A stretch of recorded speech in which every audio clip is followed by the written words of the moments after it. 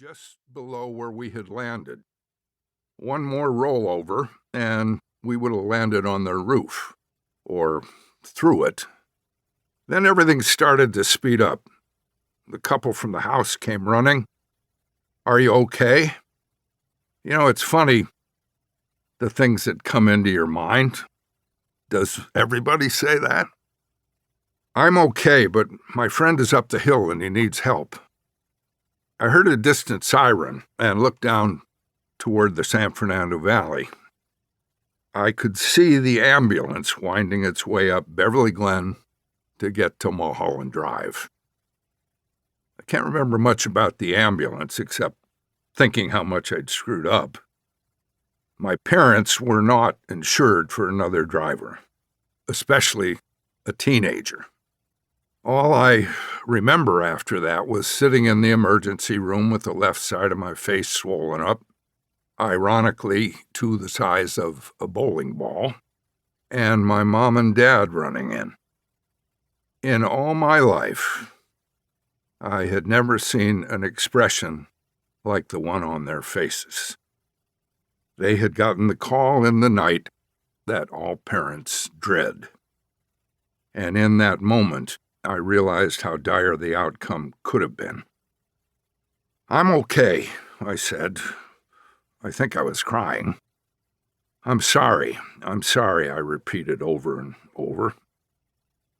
My mom took my hand, and my dad, interrupting me, said, "Don't worry, just think about getting better." Vicki and Steve also ended up at Valley Doctors Hospital in Studio City.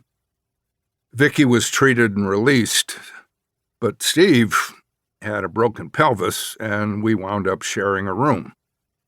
The next morning, I read Steve an article from the Valley News and Green Sheet, the paper I used to deliver on my paper route. The headline read, "Trio Hurt in Auto's Plunge." My mom and dad and Steve's parents visited every day, and Vicki came with some friends from school. I remember Steve was embarrassed in front of the girls because he was in traction and had a catheter with a urine bag hanging off the side of the bed. You know, teenager stuff. This being late spring, we both just wanted to get out of there for our graduation from Grant High School. I was out first, but only after they stuck a needle in my left cheek to draw out the swelling that would just not go down.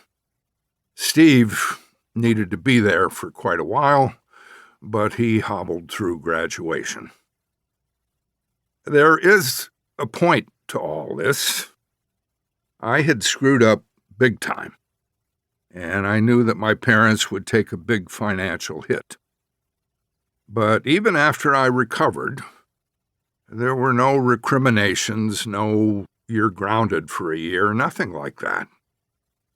They knew they didn't have to push consequences because I would push them on myself. They knew by this time they had succeeded in passing on to me the gift of conscience. It's kind of hard to explain, but all I know is that when I did screw up, which was a fairly frequent occurrence for a 17-year-old, the severest consequence was knowing that I had disappointed my mom and dad. I don't know how my parents instilled that in me, but they did. It's not like I was never punished. I got some spankings when I was little, all deserved.